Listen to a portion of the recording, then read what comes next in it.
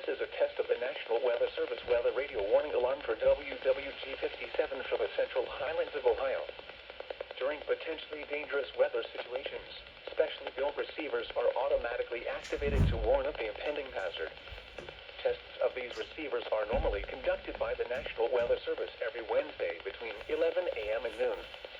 When there is a threat of or existing severe weather in the area, the test will be postponed until the following day. This ends the test of the National Weather Service weather radio warning alarm.